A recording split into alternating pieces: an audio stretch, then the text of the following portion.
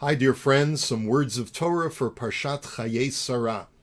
When dealing in the world of shidduchim, of making matches, one must dwell on every word and gesture.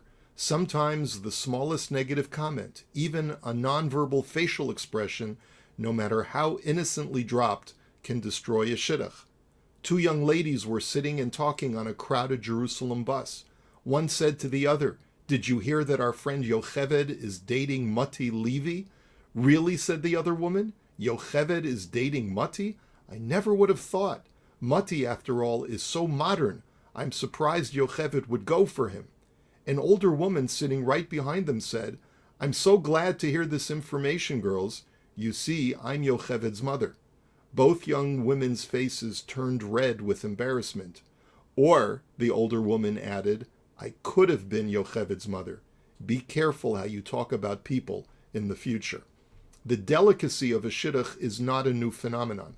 Let's look at a story from the life of Eliezer, Avraham's servant, who was in charge of making the shidduch between Rivkah and Yitzchak.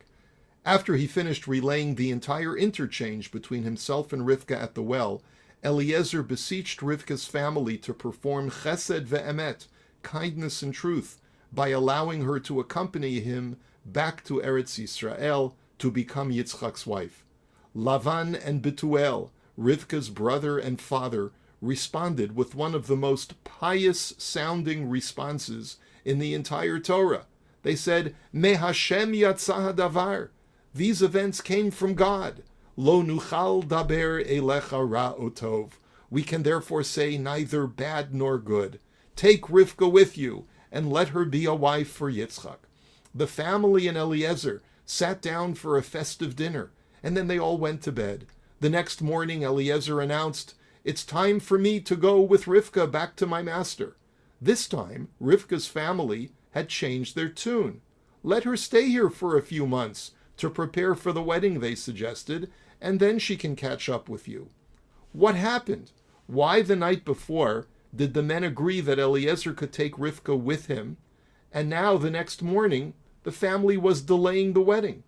One answer might be that Rivkah's mother was not initially consulted. In the first verse, only the men of the family consented for the young maiden to go away with a stranger. Rivkah's mother, who was mentioned as one of those who requested that Rivkah wait a few months, had a more cautious and protective attitude, and perhaps didn't trust these men whom they had just met. This is the difference between mothers and fathers, and thank God for our mothers whose radar antenna are usually up to suspect the worst. But Rabbi Moshe Alshich gives a different answer. He notes that once the men promised Rivkah to Eliezer, the Torah narrative states that Eliezer presented Rivkah and her family with gifts. Vayotzei ha'eved k'lei chesef u'chlei zahav u'gadim. The servant produced utensils of silver and gold and clothing and gave them all to Rivkah. He gave sweets, migdanot, to her brother and mother. Clearly, Eliezer was a generous man and wanted to display the comfortable life that Rivkah would enjoy upon returning with him to Eretz Yisrael. But Lavan and his mother noticed that they didn't receive any gold and silver. Only Rivkah got these expensive gifts. All they received was sweet fruits and candy. Now, sweets are fine, and I'm sure they were probably the most expensive sweets of the time, like Godiva chocolate.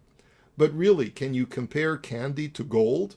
Originally, Rivkah's family thought that by giving up their sister, they'd strike gold and would be showered with lavish gifts in her exchange.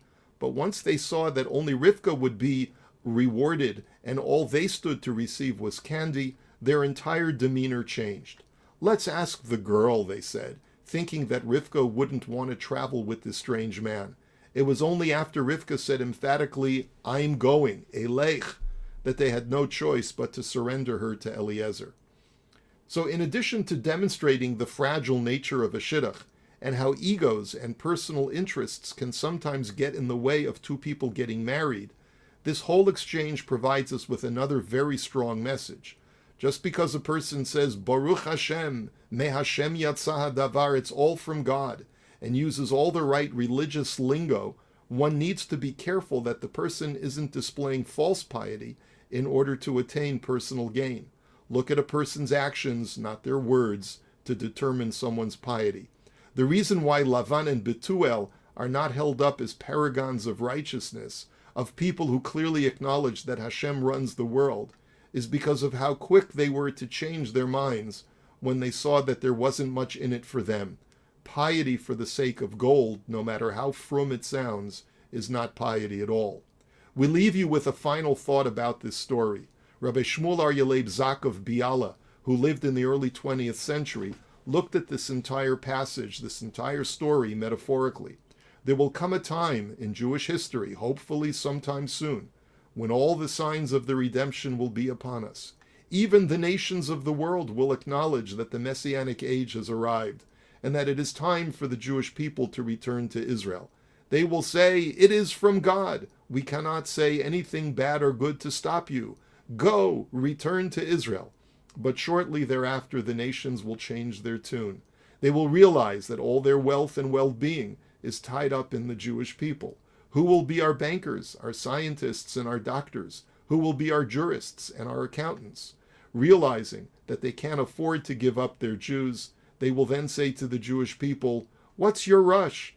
The Messiah will be there in a few months. Get all your affairs taken care of before making aliyah. You have businesses that need to wind down. You have houses and other assets that you need to liquidate. Take your time. You can always leave tomorrow." But Hashem will send his messengers who will tell us, "Let us go. We cannot afford to wait any longer. The Mashiach is here, and Hashem has provided us with all we need as long as we go." Only when the maiden, in this metaphor herself, who represents the conscientious voice of the Jewish soul, cries out and says, "I'm going," will the Jewish people be able to break free of the diaspora gravitational pull and finally make aliyah. The name Rivkah, when conjugated from its root to a verb, literally means the act of fattening young livestock to make them healthier and more valuable. An egel marbek, a barn calf, is a calf that is very healthy and robust. In the Haftarah for Shabbat HaGadol, we read that in the Messianic age, the Jews will indulge in well-being. As it says in the book of Malachi, we will be like ke'eglei marbek, like fatted calves. In the age of Rivkah, the time to leave the diaspora will be up to us, since despite all the anti-Semitism and jealousy against the Jews, they will not willingly give us up. It will be up to us to say, "I will go now." May we hear the call, dear friends, of Hashem's messenger, beckoning us to come back home in the loving embrace of our beloved Master. May we see this redemption. B'mehera b'yameinu. Amen. Here's wishing you a beautiful Shabbos. Shabbat Shalom.